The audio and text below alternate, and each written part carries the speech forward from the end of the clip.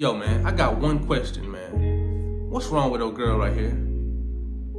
Unless you've been living under a rock, this is Sexy Red, you know, and I got a big problem with her because she's the picture of sinfulness. The girl is sinful. She's immoral. She's ungodly.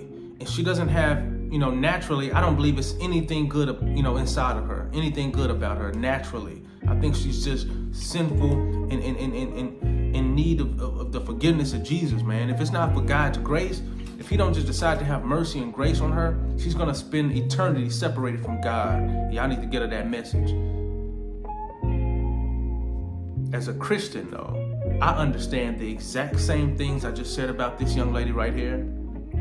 I can say the exact same things about myself.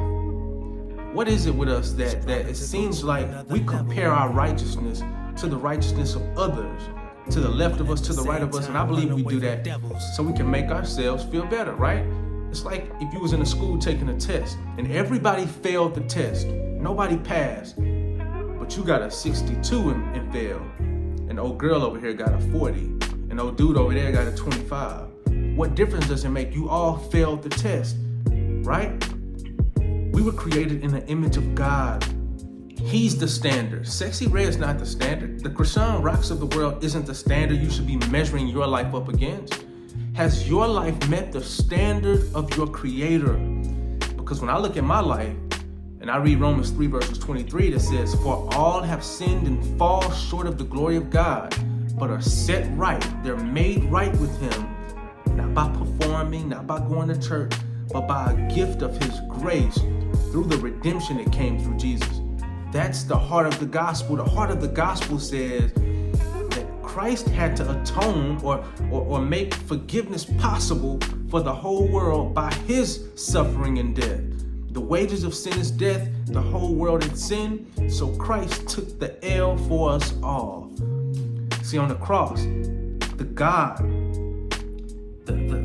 grace of God was showed, rather. That God was treating Christ on that cross as if He had lived the life of Sexy Red. So in turn, He could treat Sexy Red as if she had lived the life of Christ, as if you, whatever you've done, had lived the life of Christ. That's called substitutionary atonement. God gives you His righteousness because on the cross, He took your sins. It's a transaction that took place. But it has to be applied by to your life, to your account, by faith. You have to believe it. You have to believe it. And so our job as believers is not to go around pointing our noses and pointing fingers at people we deem sinful or more sinful than us. No. Our job is to go point them to the Savior, where they can receive forgiveness of sins, where they can receive a new heart and a new mind. So y'all get off Sexy Red, man. Yeah, she might have done worse things than I've done in my life. Who knows? Maybe not. But if she did, God still looks at her like He looked at me.